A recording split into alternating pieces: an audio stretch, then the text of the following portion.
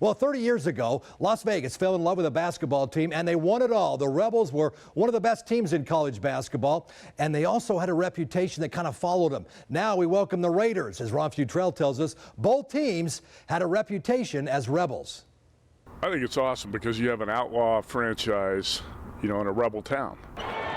Yeah, the old school Rebels and the old school Raiders. And for those of us who watched the teams play back in the day, no doubt about it, there is a comparison.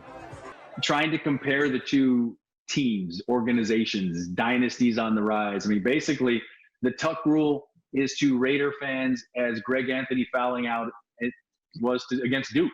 Al Davis and Jerry Tarkanian knew each other. They had similarities. They had relationships, right? So wouldn't it be ironic and iconic, right? Now the Rebels, maybe they changed their colors.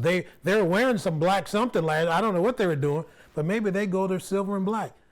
There's plenty of debate out there on whether the image is warranted. Truth is, neither team was probably as bad as what the image portrayed, but there was no doubt neither team cared much about what others thought of them. You can call us thugs, you can call us all that, but at the end, put that on there too. We appreciate it just for us to put national champs on there. Raiders are an iconic franchise in the NFL, and I think a lot of people love the Raider image and are drawn to the Raiders. They have a huge fan base, loyal fans, and I thought the Raiders were a perfect fit for Vegas. The Rebel name, right, and that image from Tark that he built, right, still lives. It's dim. Of course, I went to Nevada. It's really dim, but it's still here. All righty. Hey, Raiders as rebels. Just win, baby. That's what UNLV needs to do on the big stage. The Raiders on the NFL stage need to do it also. Final impressions now from the draft. Guys, what impressed me was that the players were home with family. It was neat to see them enjoying that big moment instead of on a stage with a commissioner, but at home with family. John. Yeah, Chris, kind of the same thing. There is such thing as coach guilt. When 100-hour weeks, addicted to work, missing games, recitals, and birthdays of their kids.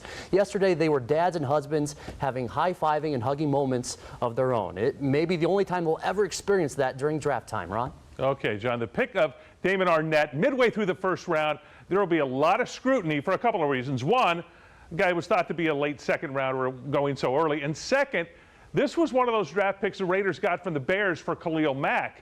So you don't want to squander a pick like that. Best way to silence the doubters?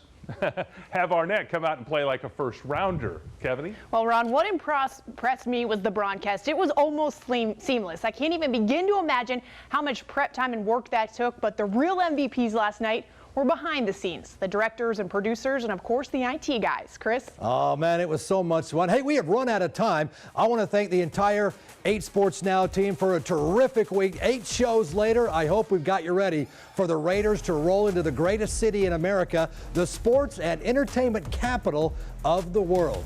Have a great weekend, everybody. Enjoy the drafts this weekend.